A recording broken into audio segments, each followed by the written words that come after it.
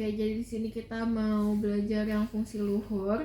Fungsi luhur itu ada banyak, tapi harus dimulai dengan pemeriksaan memori dulu. Nah, pertama kita lihat checklist yang pemeriksaan agnosia yang memori.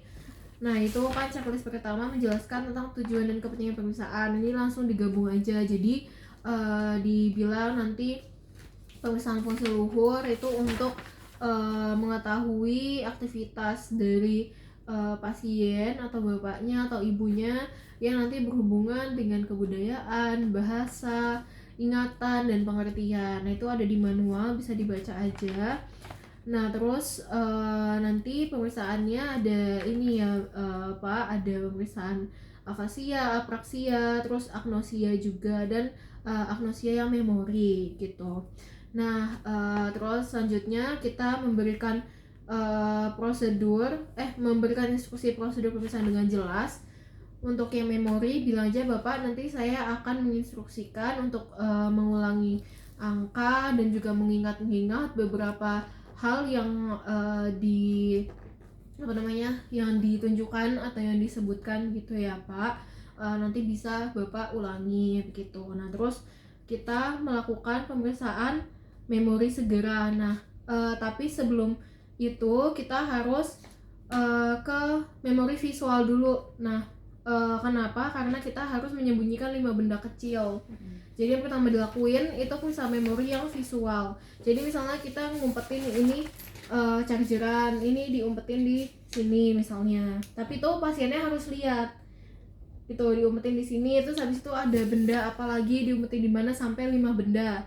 Terus kalau udah diumpetin, kita cek yang kemampuan mempelajari hal baru. Nah, ceknya gimana? Kita bilang, Pak, ini ada 4 kata, yaitu coklat, jujur, mawar, lengan.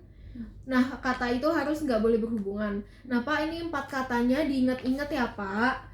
Nanti selang 2-30 menit, nanti kalau saya tanya lagi boleh diucapkan kembali 4 kata tadi gitu. Oke?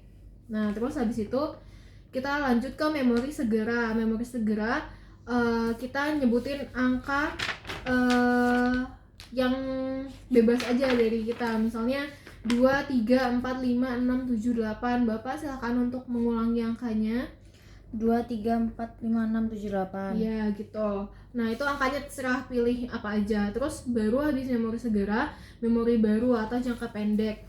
Di sini kita sama kayak orientasi. Jadi Bapak kesini sama siapa, Pak? Sama sendiri. Sendiri. Bapak namanya siapa? Sonia. Bapak sekarang jam berapa, Pak?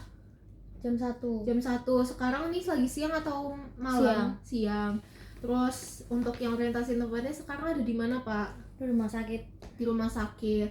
Oke, nah itu berarti udah yang memori jangka pendek. Nah, terus nanti interpretasi memorinya itu di belakang. Sekalian kita tanyain yang tadi benda kecil yang diumpetin sama yang mempelajari hal baru.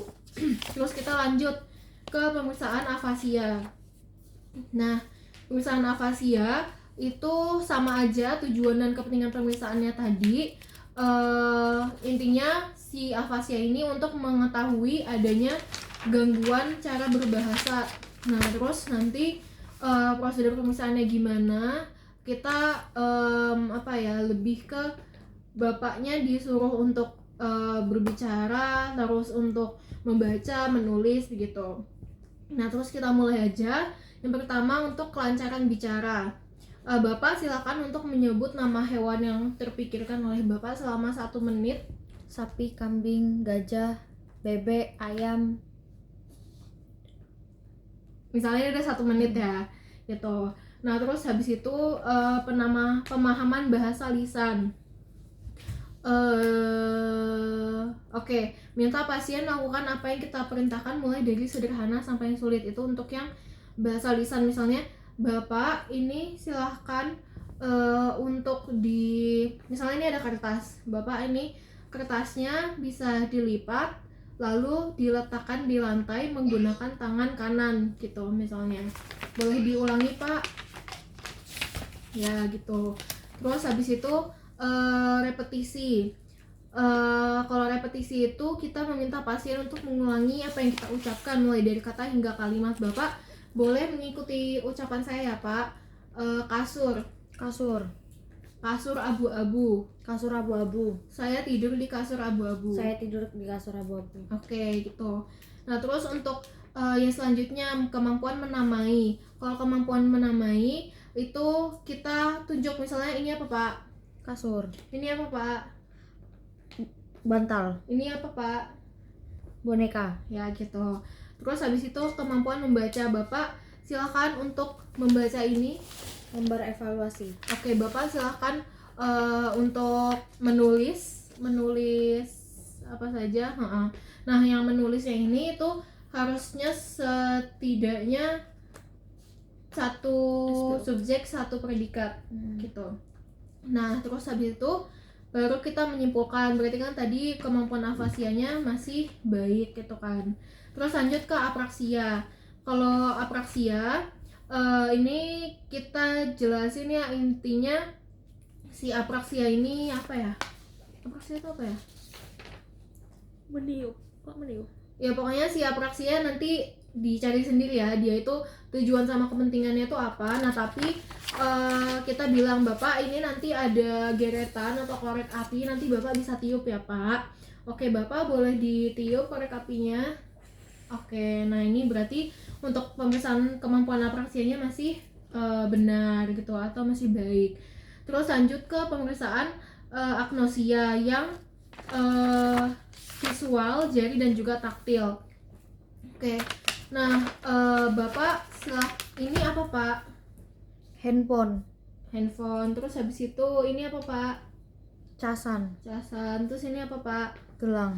Oke, kayak gitu. Nah, terus habis itu agnosia jari. Bapak silakan untuk menutup mata. Yang tadi Bapak silakan membuka mata. Boleh ditunjukkan tadi yang saya pegang yang mana? Oke, benar. Terus habis itu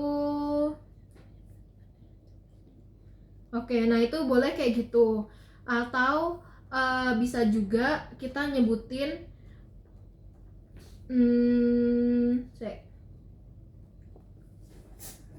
Oke, misalnya pemirsa menyebutkan nama jari. Ini jari telunjuk gitu.